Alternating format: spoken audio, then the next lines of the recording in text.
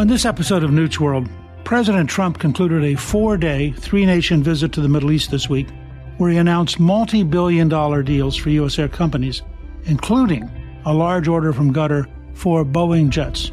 He announced that he would lift U.S. sanctions on Syria and met with Syria's new president, Ahmed al-Sharaa. And he suggested there has been progress in nuclear talks with Iran for long-term peace. Here to discuss President Trump's trip to the Middle East, I'm really pleased to welcome my guest, Ilan Berman. He is Senior Vice President of the American Foreign Policy Council in Washington, D.C., an expert on regional security in the Middle East, Central Asia, and the Russian Federation.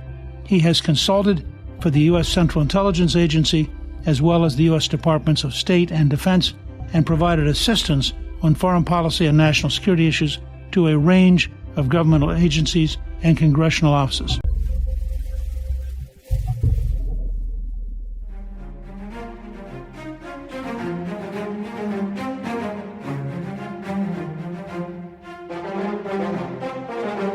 Ilan, welcome and thank you for joining me on Newt's World. Oh, thank you so much for having me back. Okay, now we're going to talk about Trump this week, but just for a minute, share with our audience what you were telling me about your last week when you were in Europe. Oh, right. Well, I just got back from a couple weeks on the road. I was in Europe first, where I got caught in the Iberian blackout that we saw. And then I traveled to Israel, where I caught the tail end of the disruption from the Houthi ballistic missile attack on the Israeli National Airport, on Ben Gurion Airport. So I've been told that I'm not a safe companion to travel with. I was going to say, you managed to find ways to keep life interesting. So, you've been looking at this for a long time. What is your overview of this trip? What do you think is the long-term significance of President Trump's visit? Well, I think it's useful to remember that President Trump's outing to the Middle East in his first term in office was enormously successful, and it had very much the same trajectory. The idea was to raise America's profile in the region. The idea was to build assurance and demonstrate that the United States is fully engaged in the region. But the context this time, I think, is a little bit different, because the administration advisedly has a quite different foreign policy than it did the last time. The Abraham Accords, the normalization wave with Israel, is a far lower priority. But the administration is making a very high stakes gamble on renewed diplomacy with Iran, with the Islamic Republic of Iran. And so I saw that as the strategic backdrop for everything that the president was trying to do, because the negotiations with Iran are ongoing. It's not clear if they're going to succeed. What is clear is that the administration is at pains to hammer out a deal that simultaneously is longer, stronger, more inclusive than the 2015 nuclear deal that was hammered out under President Obama. But at the same time, he has to do things to make sure that our partners in the Persian Gulf, or partners in the Middle East more broadly, are not adversely affected and aren't discouraged by this new diplomacy, because the fears of Tehran that you see in the Persian Gulf run very deep, particularly after the last year and a half, after they've seen what Iran's proxy network is capable of in terms of destabilizing Israel. We're going to talk some about the specific visits, but I thought probably the most undercovered and amazing piece of this was his pivot to recognize Syria and the speed with which they pulled that off. I don't think they'd laid the groundwork for that before he went to the region.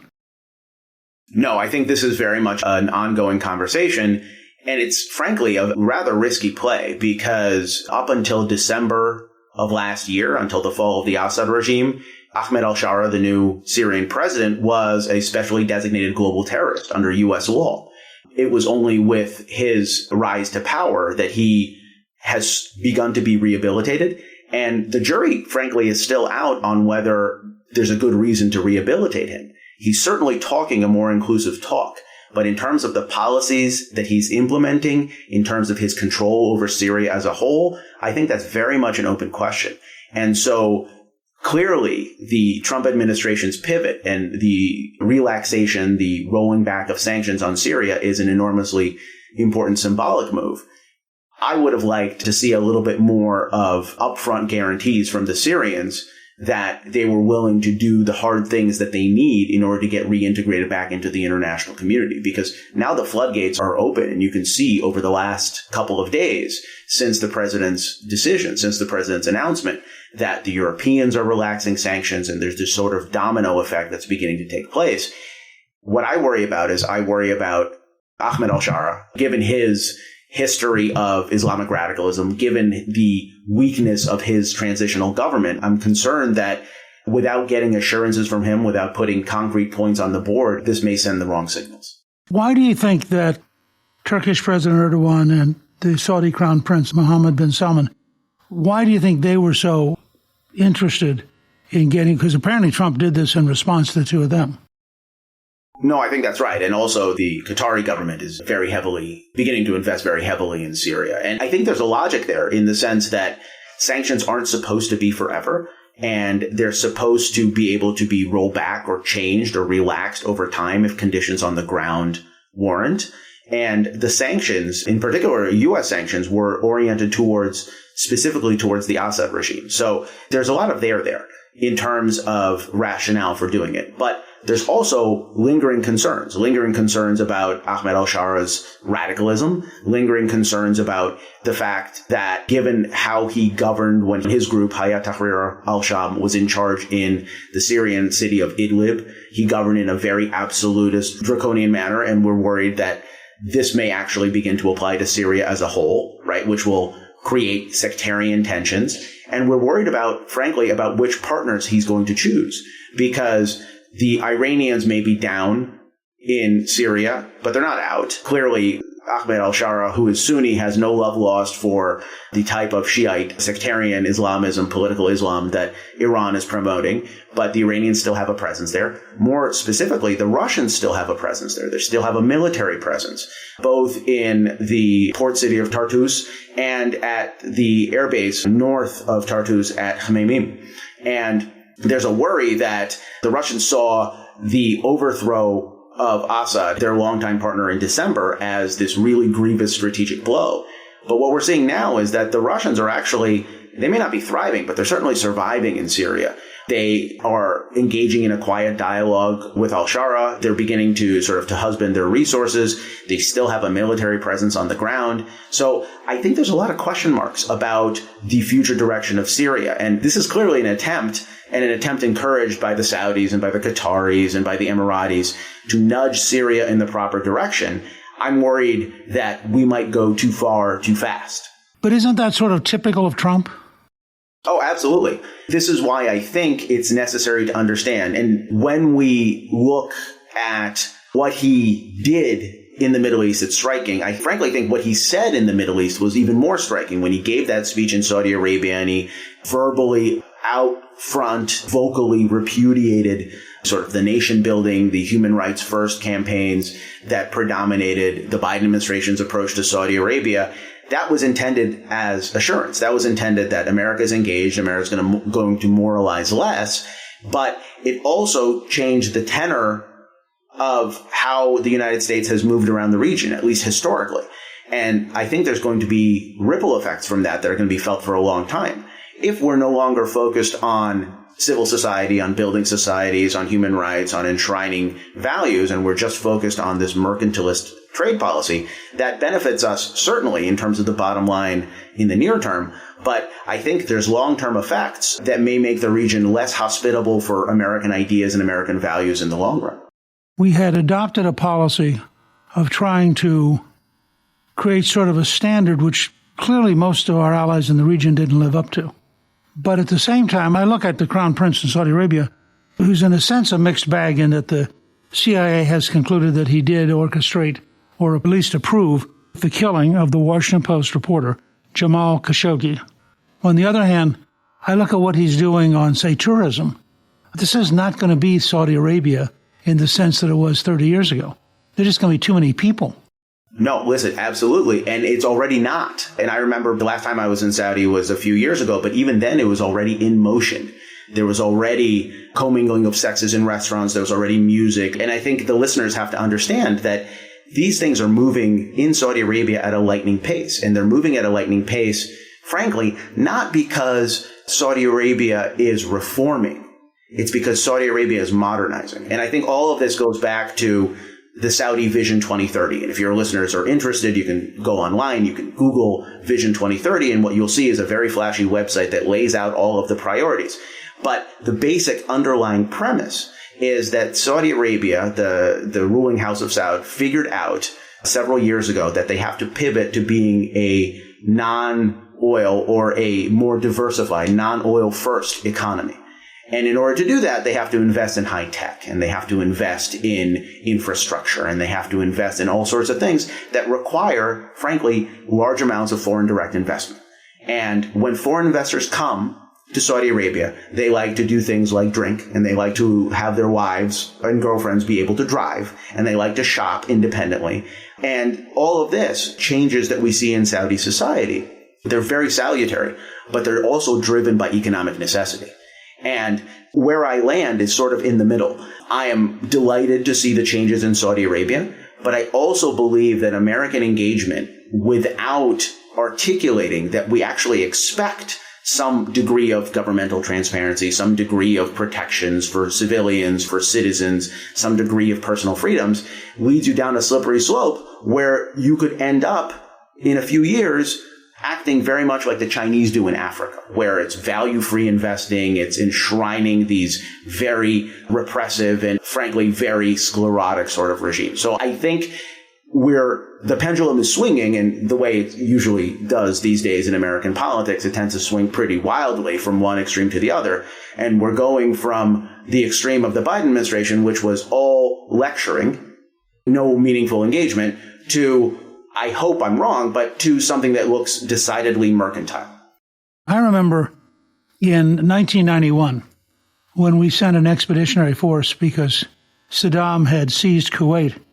We had a big argument with the Saudis about American women driving military trucks. We won the argument. We just said flatly, this is how we're going to do it. But at the time, it was a shocking revolutionary behavior. And I think about the Saudi Arabia that existed in 1990 and the Saudi Arabia now. It seems to me there is a certain part of modernity which inherently has to open a country up. I mean, the Chinese try to counter that with a totalitarian structure. But overall, it's very hard to be part of the modern commercial world and not have all sorts of things leaking into your society that are uncontrollable. No, I think that's exactly right. And there's also the rhythm of time that kicks in here also. I mean, all these changes that are happening in Saudi society, you can imagine them getting rolled back now, but it's harder to imagine than when they were first instituted a couple years ago. And 10 years from now, it's going to be harder still. They get locked in over time. So this is absolutely a salutary trajectory. This is absolutely the trajectory that we want. But it's okay for us to be able to say, this is good. We like this. We like this greater openness. And by the way, I read the president's billions of dollars of deals with the Saudis, the $1 trillion agreement with the Qataris as a very overt signal that America is here. America's not going anywhere. There's no choices about pivots to Asia.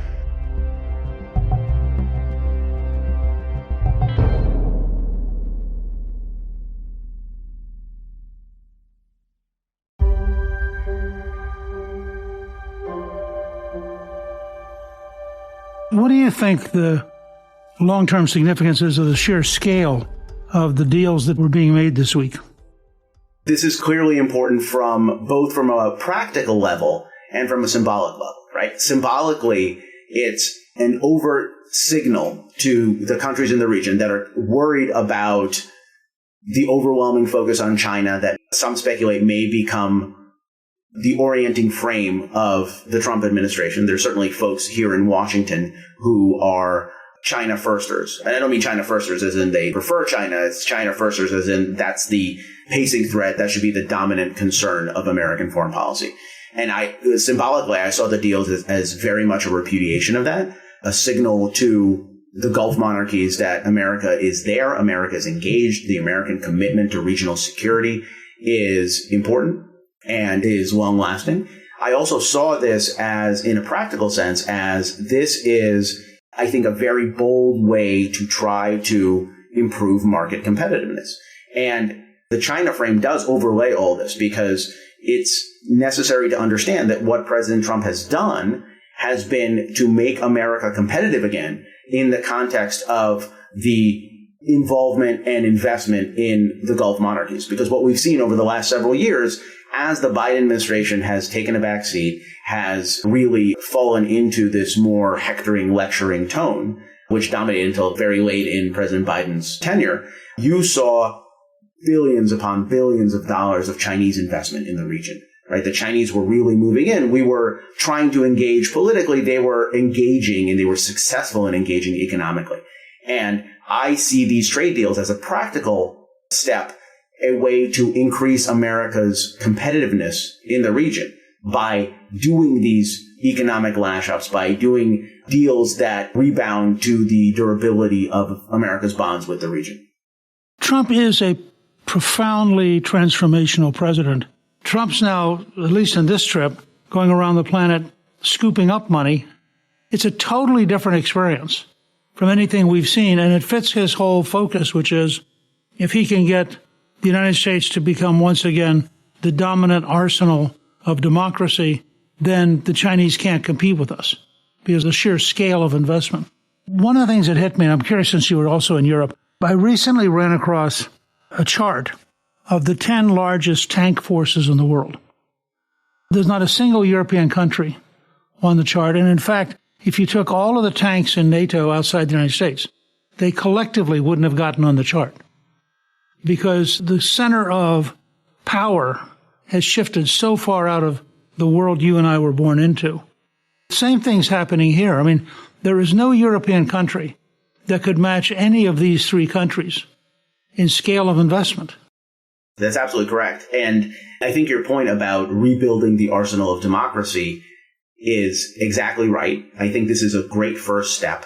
I do hope that that latter part is not silent, right? That these countries, as robust as their economies are, understand that the United States benefits and the strategic partnership with the United States benefits not just from the trade deals, but from them aligning with us, not on every value, but on some values, and aligning with us in terms of our vision for regional security.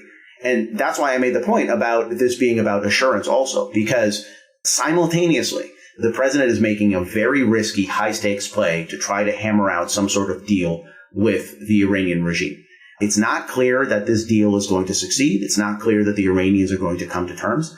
What is clear, though, is that Iran is in its weakest point, both economically and politically, in decades.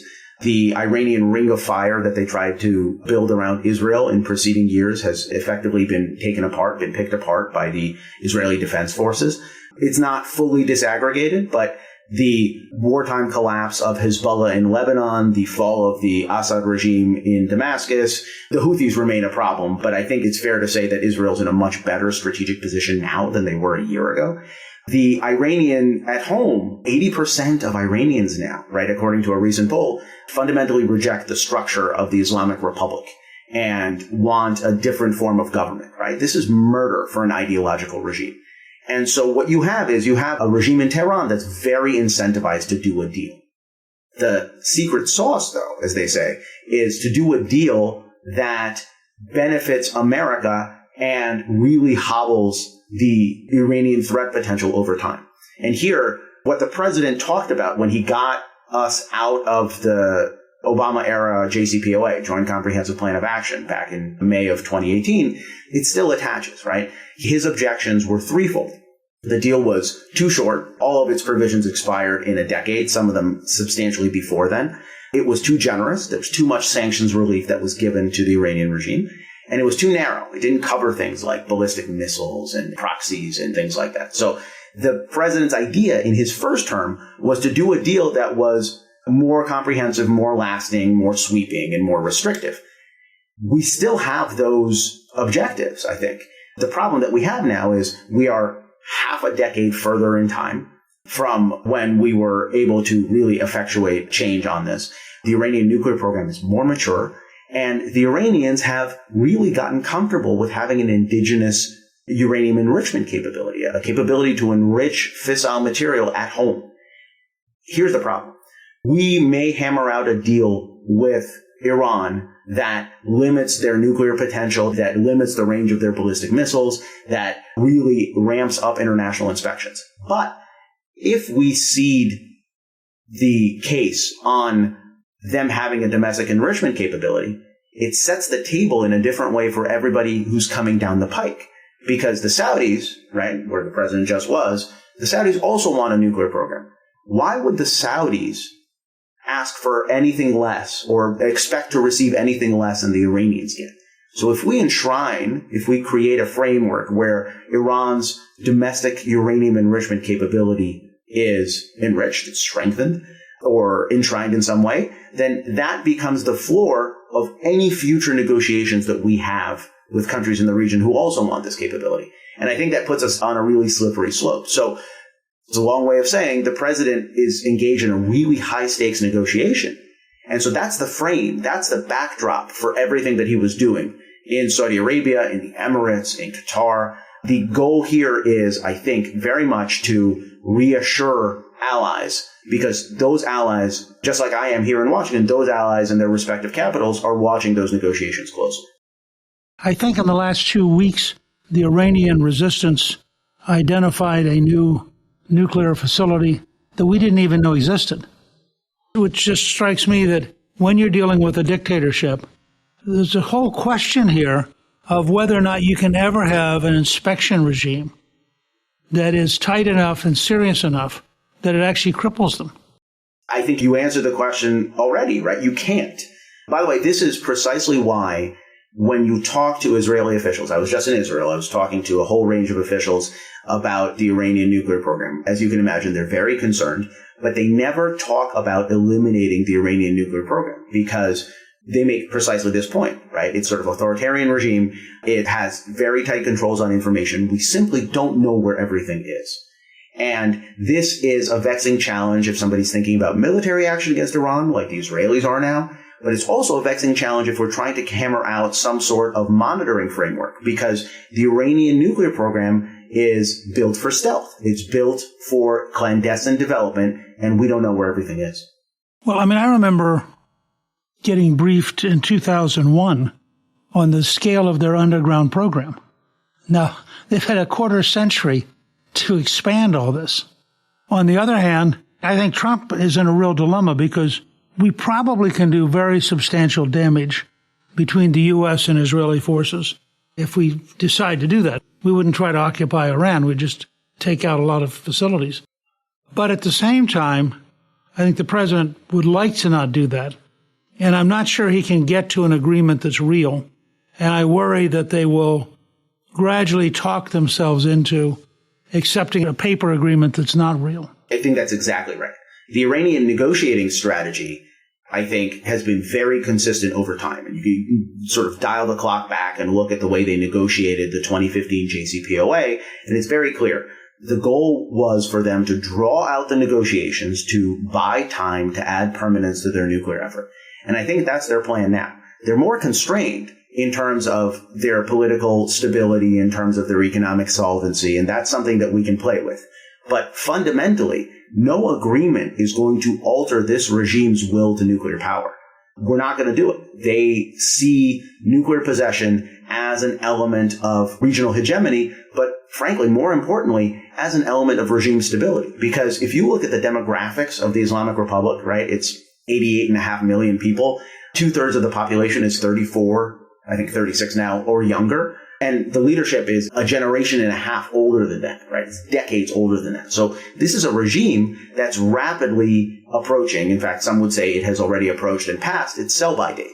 The people are young. The people are increasingly Western-oriented. They're wired. They may not know exactly what structure of government they want, but they know what they don't want. They really don't like this regime because there's been an economic failure to thrive. There's a real sense that the regime, because of its ideological restrictions, is holding them back from interacting in a meaningful way with the world.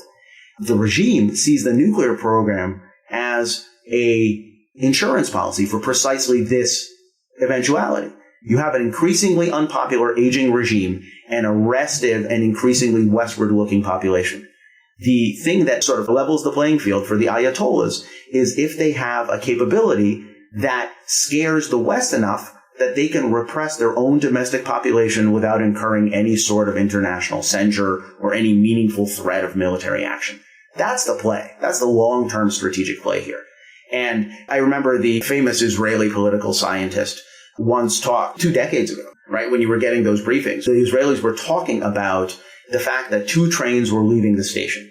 The Iran regime change train, and I don't mean regime change as in somebody would do it. I mean the fundamental political transformation train, and the Iranian nuclear train were leaving the station at basically the same time.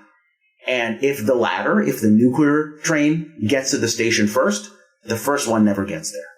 Right? And I think that formula, frankly, is still very much in effect.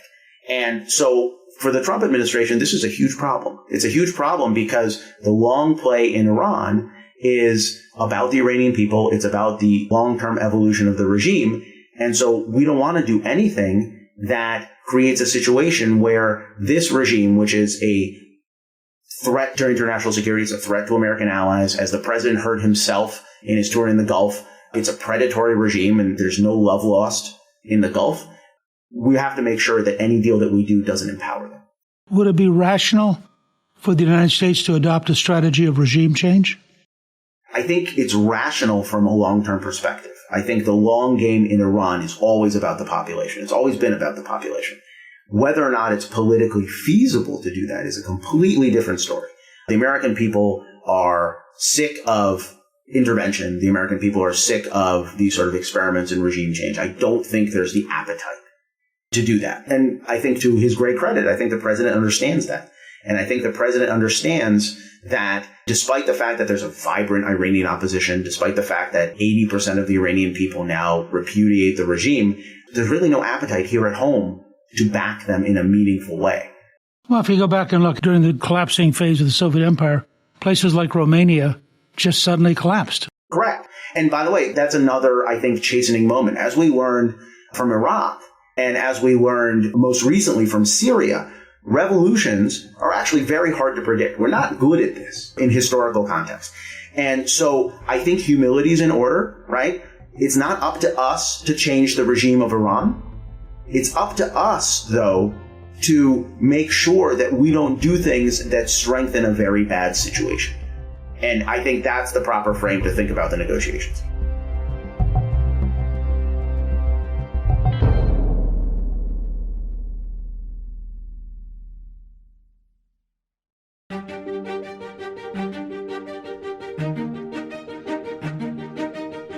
The other thing I thought that was striking on this trip was the degree to which they ignored Israel.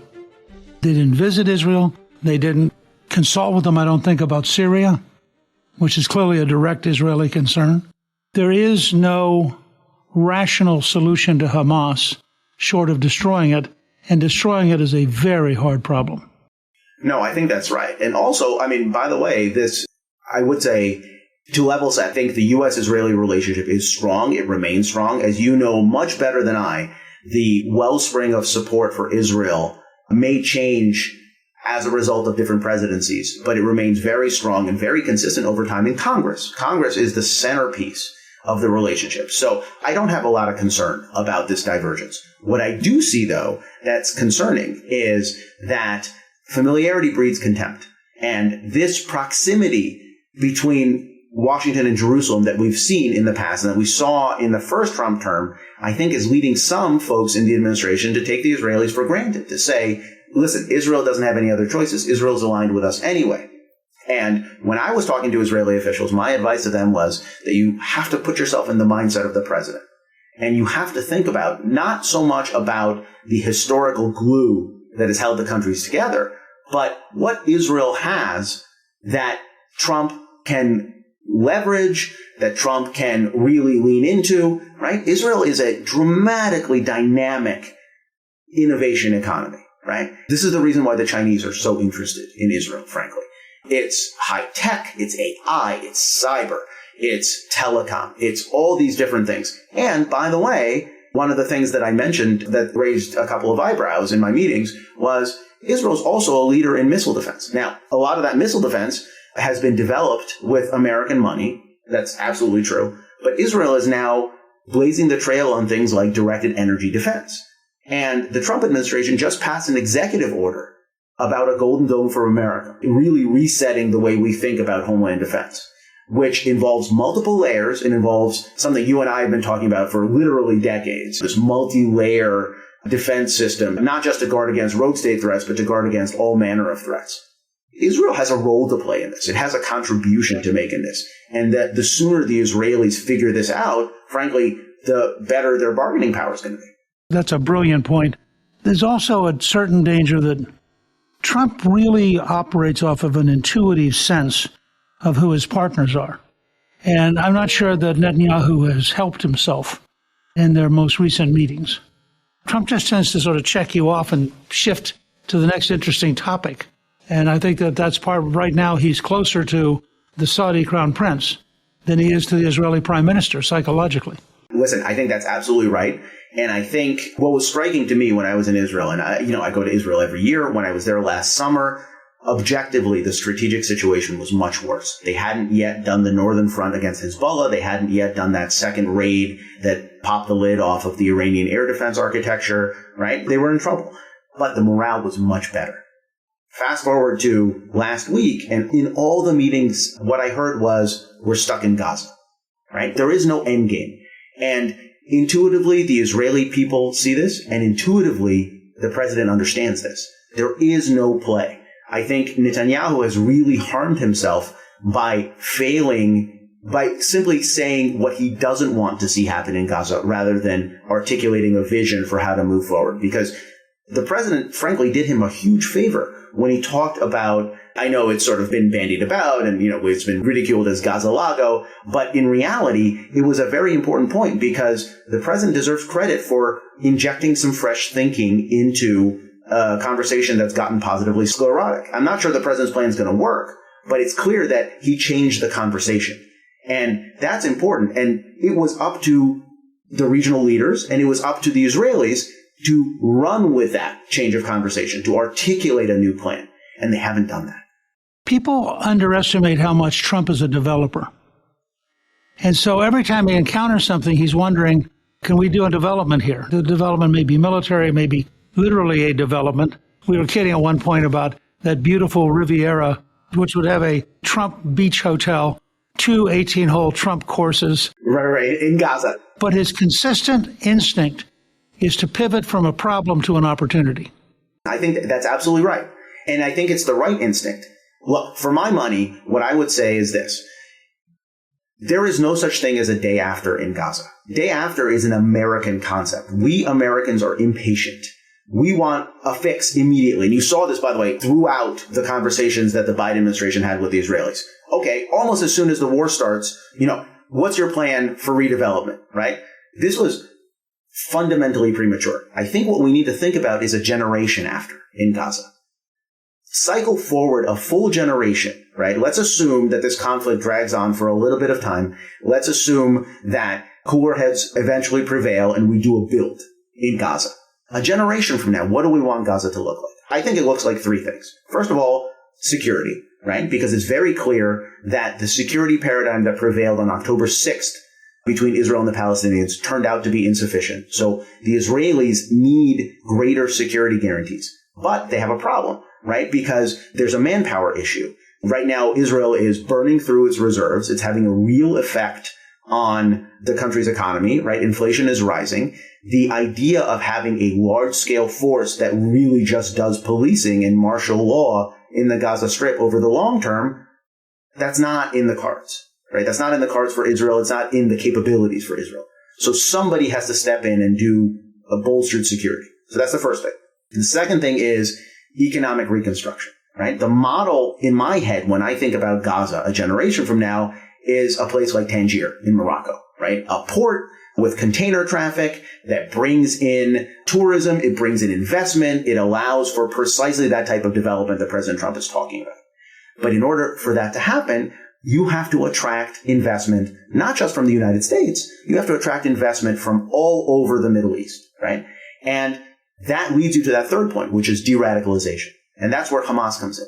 Because if you have an international hub like that, if you have what is basically a service economy like that, your prerequisite has to be that the government that administers it is secular and is pragmatic. It isn't ruled by ideologues that would blow up the whole thing, right? And just my personal view, I think the prime minister missed a huge opportunity last summer when he came and he spoke before the joint session of Congress to lay out something like this, to say something like, look, I don't have all the answers. My people are hurting, but I do know that every war must end. And here's my vision. And if he articulated something in this neighborhood and threw the ball in the court of the administration and threw the ball in the court of the Gulf, I think we'd be in a very different place right now. The new president of El Salvador took over one of the most dangerous countries in the world, and within 1 year had made it the safest country in the Western Hemisphere. And he did it basically by saying, if I have any reason to believe that you're a member of a gang, you're going to be locked up for a very long time. And just physically took him off the street. He, in fact, has created a very safe country where people can be tourists and have no sense of fear.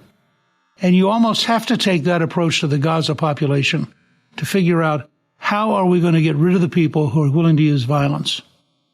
Because as long as they're there, you're not going to ever get to stability. I think that's right. Sometimes, to my point about getting buy-in from the Gulf, getting buy-in from international partners, sometimes to make a problem smaller, you have to make it bigger. It can't just be the Israelis who say that Hamas is unacceptable. We have to get rid of them. You have to have unequivocal statements and, more importantly, unequivocal action from the rest of the Muslim world to demonstrate that Hamas is a dead-end organization. It's a dead-end ideology. But in order to do that, you have to foster viable alternatives. And that's not something for Israel to do. That's something that really requires authentic Arab voices to say the vision for the Palestinians is not Hamas. It's not the Muslim Brotherhood. It's something else.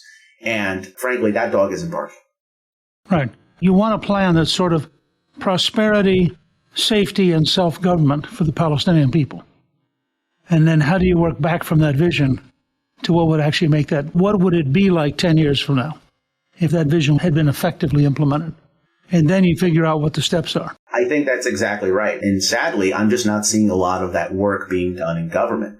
I teach a graduate class on, depending on the semester, on different things. This semester, I was doing Middle East security, and that was literally the class project that I assigned to my students to get together in groups and come up with a generation after plan for Gaza. And frankly, I think the technocrats at the State Department could learn a thing or two by reading their presentations. You're a fascinating guy. You have an enormous amount of knowledge. I want to thank you for joining me, and our listeners can find out more about the work you do at the American Foreign Policy Council by visiting your website at afpc.org. Thank you so much for having me. It's always a pleasure. Thank you to my guest, Ilan Berman.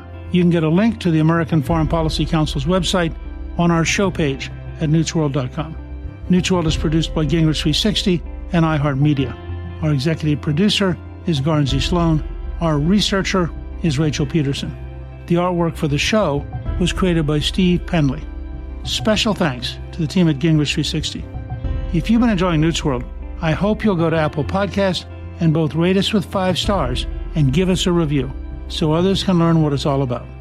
Right now, listeners of Newt's World can sign up for my 3 free weekly columns at gingrich360.com/newsletter. I'm Newt Gingrich. This is Newt's World.